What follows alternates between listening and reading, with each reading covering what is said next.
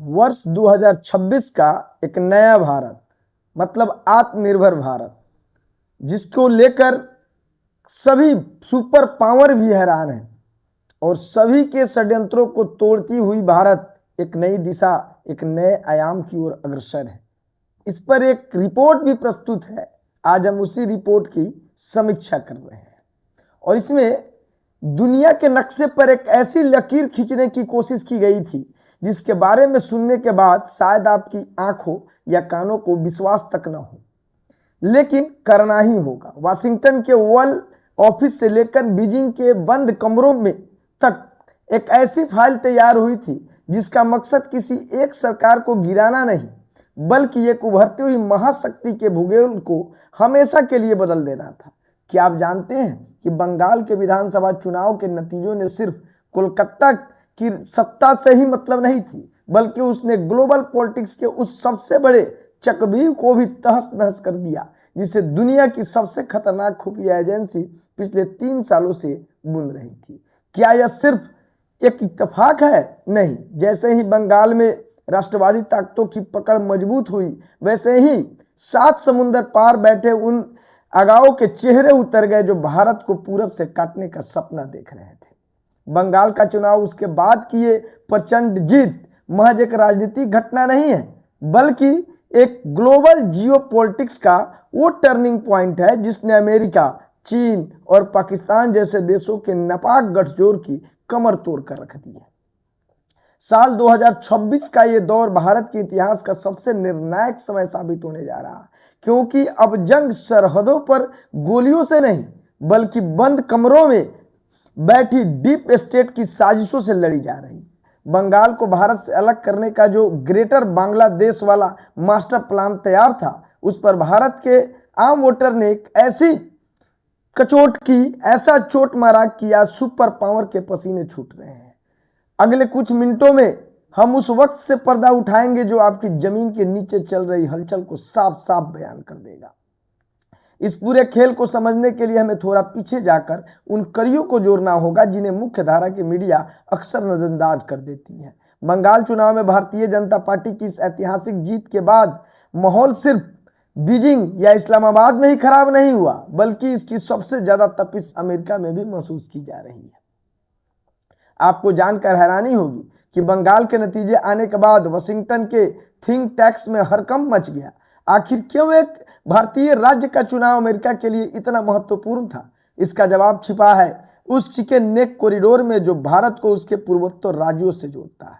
विदेशी ताकतों का प्लान बहुत सीधा और खतरनाक था। अगर बंगाल में ममता बनर्जी की सत्ता बरकरार रहती या फिर कोई ऐसी सरकार आती जो केंद्र के साथ टकराव में रहती, तो अगले कुछ वर्षों के भीतर एक ऐसी स्थिति पैदा हो जाती जहां बंगाल को भारत की मुख्य भूमि से मानसिक और भौगोलिक तौर पर अलग करने की प्रक्रिया शुरू हो जाती। सूत्रों के मुताबिक अमेरिका बंगाल के जरिए भारत के पूर्वोत्तर यानी 7 सिस्टर्स तक की अपनी पहुंच बनाना था, ताकि वह चीन पर नजर रख सके और जरूरत पड़ने पर भारत को ब्लैकमेल भी कर सके। लेकिन बंगाल की जनता ने उनके इस सॉफ्ट इन्वेजन के प्लान पर पानी फेर दिया। अब बात करते हैं उस सबसे बड़े खुलासे की जिसने भारतीय इंटेलिजेंस एजेंसी को पूरी तरह अलर्ट मोड पर डाल दिया।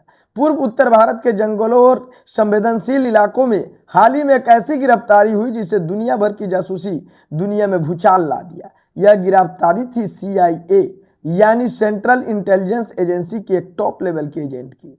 सवाल उठता है कि अमेरिका का एक जासूस भारत के उस हिस्सों में क्या कर रहा था जहां की सीमाएं म्यांमार, बांग्लादेश और चीन से लगती है। रिपोर्ट्स बताती है कि यह जासूस स्थानीय अलगवादी गुटों को फंड मुहैया कराने और उन्हें आधुनिक हथियारों को ट्रेनिंग देने के मिशन पर था। मकसद साफ था कि जैसे ही बंगाल में राजनीतिक अस्थिरता पैदा होता, वैसे ही पूर्वोत्तर को अशांत कर दिया जाता। लेकिन भारत की खुफिया एजेंसियां ने समय रहते इस नेटवर्क को ध्वस्त कर दिया। इस गिरफ्तारी ने अमेरिका के उस चेहरे बेनकाब कर दिया जो खुद को हमारा सबसे बड़ा रणनीतिकार साझेदार कहता है, लेकिन पर्दे के पीछे से भारत के टुकड़े करने की साजिश को खाद पानी दे रहा था। इस दौरान मिडल ईस्ट ने सबको चौंका दिया। पिछले कई महीनों से ईरान और इजराइल के बीच जिस बड़े युद्ध की आशंका जताई जा रही थी, वो अचानक से ठंडे बस्ते में ढल गई। आपको क्या लगता है कि क्या अमेरिका को अचानक शांति से प्यार हो गया? बिल्कुल नहीं। असल में अमेरिका ने ईरान के मसले को इसलिए पीछे धकेला क्योंकि उसके निशाने पर अब सबसे ऊपर भारत आ चुका था। अंतर्राष्ट्रीय राजनीति का एक पुराना नियम है, दुश्मन का दुश्मन दोस्त होता है, और इसी नियम के तहत आज एक ऐसा अपवित्र गठबंधन बन गया है जिसकी कल्पना कुछ साल पहले तक नामुमकिन थी। दुनिया के सबसे बड़े प्रतिद्वंदी अमेरिका और चीन आज भारत को रोकने के लिए एक साथ आ चुके हैं। यह बात तब और पुख्ता हो गई जब डोनाल्ड ट्रंप ने हाल ही में चीन की एक गोपनीय यात्रा की। जिस चीन को ट्रंप अपनी रैलियों में कोसते नहीं थकते थे, उसी के साथ आज वे हाथ मिला रहे। आखिर क्यों? क्योंकि भारत की बढ़ती आर्थिक और सैन्य शक्ति इस दोनों देशों के वर्चस्व के लिए खतरा बन गई है। ट्रंप की चीन यात्रा और उसके तुरंत बाद चीन का भारत में होने वाला ब्रिक्स समिट से किनारा कर लेना यह साबित करता है कि भारत के खिलाफ एक ग्लोबल घेराबंदी शुरू हो चुकी है। इतना ही नहीं, रूस की तरफ से आ रहे गेस्ट एंकरों को भी जिस तरह से वापस लौटाया गया और जिस तरह से ग्लोबल सप्लाई चेन में भारत को अलग थलग करने की कोशिश हो रही है, वह किसी बड़े खतरे की आहट है। रूस से यूक्रेन संघर्ष के बीच भारत ने जिस तरह से अपनी स्वतंत्र विदेश नीति बनाए रखी, वह पश्चिम देशों को रास नहीं आ रही है। उन्हें एक ऐसा भारत चाहिए जो उनके इशारों पर नाचे, लेकिन मोदी सरकार के नेतृत्व वाला भारत अपनी शर्तों पर दुनिया से बात कर रहा है। यही वजह है कि अब भारत को आर्थिक रूप से कमजोर करने के लिए चारों तरफ से हमले शुरू हो गए हैं। प्रधानमंत्री नरेंद्र मोदी जी ने हाल ही में देशवासियों से जो भावुक और सख्त अपील की, वह बस यूं ही नहीं था। मोदी जी का कहना है कि अगले 1 साल तक सोना न खरीदे, पेट्रोल डीजल बचाएं और विदेशी सामान का बहिष्कार करें। यह किसी बड़े इंटेलिजेंस अलर्ट के बाद ही लिए फैसला लिया गया है। जब देश का प्रधानमंत्री ऐसे बातें कहता हो तो समझ लीजिए कि पर्दे के पीछे बहुत कुछ और बड़ी जंग शुरू हो चुकी है।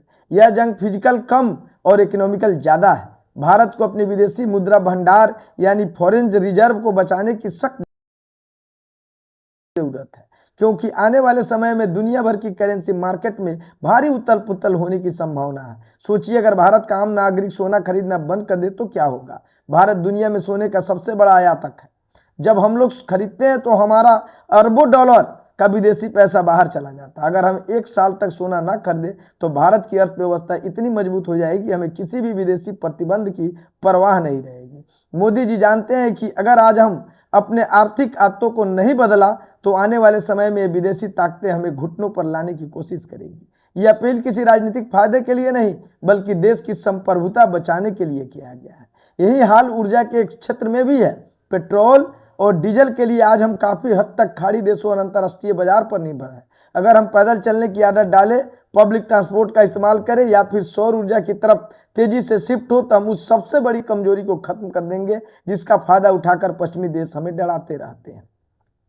रसोई गैस और तेल का कम से कम उपयोग करना आज सिर्फ एक बचत का तरीका नहीं, बल्कि राष्ट्र सेवा का एक रूप बन चुका है। आपको ये समझना होगा कि बंगाल की जीत ने जिस तरह से अमेरिका के ईस्टर्न कॉरिडोर प्लान को ध्वस्त किया, उससे वो बौखलाए हुए हैं। यदि वहां इस तरह के विचारधारा वाला कोई भी पार्टी संधारण जनमत से भी जीत जाती तो अगले कुछ वर्षों में अमेरिका उनके साथ मिलकर बंगाल को एक ऐसे स्वायत्त क्षेत्र में बदलने की कोशिश करता जो दिल्ली के नियंत्रण से बाहर होता।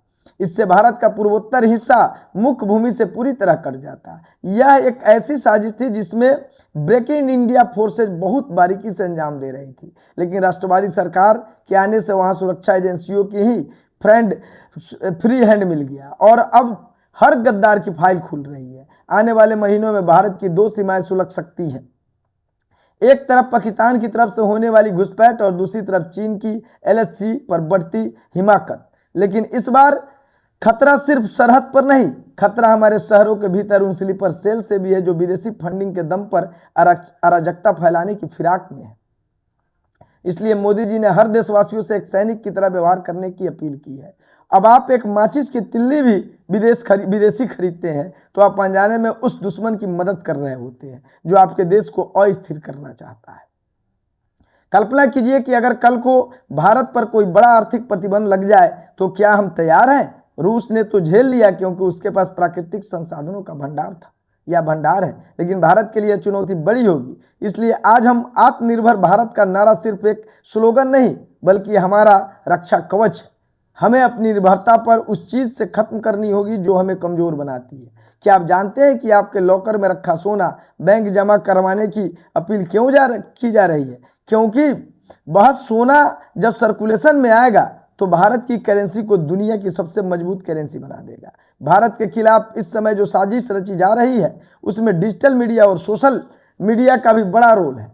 प्रोपेगेंडा के जरिए लोगों के मन में अपनी ही सरकार और सेना के खिलाफ जहर भरा जा रहा है। विदेशी एजेंसियों करोड़ों डॉलर खर्च कर रही है ताकि भारत के भीतर यह युद्ध जैसी स्थिति पैदा की जा सके, लेकिन उन्हें ये नहीं पता है कि 2026 का भारत अब जाग चुका है। बंगाल से उठी यह राष्ट्रवादी लहर अब पूरे देश को एक सूत्र में पिरो रही है। जो लोग ये सोच रहे थे कि भारत के टुकड़े कर देंगे, उन्हें अब अपनी खैर मनानी चाहिए। अगला 1 साल भारत के भविष्य के लिए सबसे महत्वपूर्ण है। मोदी जी के हर शब्द के पीछे एक गहरा अर्थ छिपा है। जब वे कहते हैं कि सहयोग करें तो इसका मतलब है कि वे जानते हैं कि आने वाला तूफान कितना बड़ा है।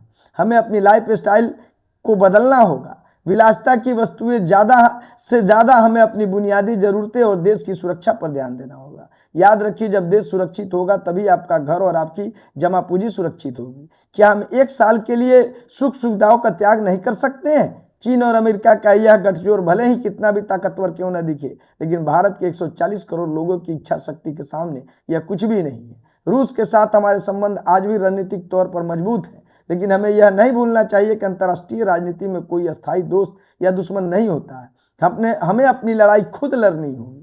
रूस के गैस टैंकरों को वापस लौटाना इस बात का संकेत था कि भारत अब किसी के दबाव में आकर अपनी राजनीति या रणनीति नहीं तय करेगा। हम आत्मनिर्भर बन रहे हैं और यही बात दुनिया को चुभ रही है। बंगाल में जो हुआ वो बस शुरुआत थी। अब असली खेल शुरू होगा जब भारत के अन्य हिस्सों में भी उन विदेशी एजेंटों और स्थानीय मददगारों की धरपकड़ शुरू होगी। पूर्वोत्तर में पकड़े गए जासूस ने कई बड़े नामों का खुलासा किया है, जिनमें कुछ तथाकथित बुद्धिजीवी और नेता भी शामिल हो सकते हैं। यह पूरा नेक्सिस अब ये नाकाम होने वाला है। भारत की एजेंसियां अब रक्षात्मक नहीं बल्कि आक्रामक रूप अपना चुकी है। अब हम घर में घुसकर सिर्फ जवाब नहीं देते, बल्कि दुश्मन की चाल को उसको शुरू होने से पहले ही खत्म कर देते हैं। मोदी जी की अपील एक चुनावी लहजा नहीं है, ये समय दिखाने का है कि हम सिर्फ सोशल मीडिया पर देशभक्त नहीं है, बल्कि हम जमीन पर भी त्याग करने को तैयार हैं। पैदल चलना, सौर ऊर्जा अपनाना, विदेशी सामान का त्याग करना छोटी बातें लग सकती है, लेकिन इनका सामूहिक प्रभाव किसी परमाणु बम से कम नहीं होगा। जब भारत की अर्थव्यवस्था पूरी तरह से स्वदेशी और आत्मनिर्भर हो जाएगी तो दुनिया की कोई भी ताकत हमें आंख दिखाने को हिम्मत नहीं करेगी। इस पूरे घटनाक्रम में पाकिस्तान की भूमिका को भी कम करके नहीं आंका जा सकता है। वह चीन का मोहरा बनकर लगातार भारत के खिलाफ साजिश रच रहा है, लेकिन अब पाकिस्तान खुद अपनी आग में जल रहा है। अमेरिका अब उसे भी एक डिस्पोजल टूल की तरह इस्तेमाल कर रहा है। जैसे ही भारत के खिलाफ उसका काम खत्म होगा, अमेरिका उसके हाल पर छोड़ देगा। लेकिन भारत का लक्ष्य पाकिस्तान नहीं बल्कि उस ग्लोबल हेजमनी को चुनौती देना है जो सदियों से दुनिया को अपने इशारों पर नचा रही है। यही बात है समीक्षा की, और इस पर नजर करिए, इसको समझिए और जो आत्मनिर्भर भारत में बनने में आप अपना बहुमूल्य सहयोग दीजिए।